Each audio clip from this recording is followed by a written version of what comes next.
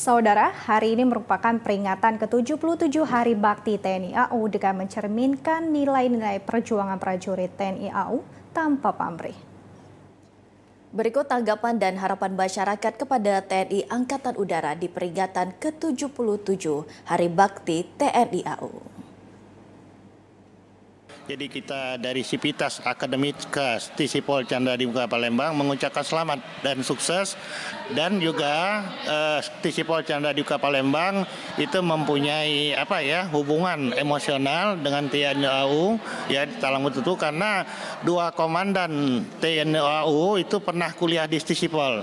Yang pertama adalah Letkol penerbang daripada Bapak Thomas Seber, kemudian yang kedua adalah Letkol penerbang Bapak Asril, dan mereka merupakan alumni daripada Stisipol Chandra di Muka Palembang. Jadi kita ucapkan selamat dan sukses jaya di udara TNI AU ke-77.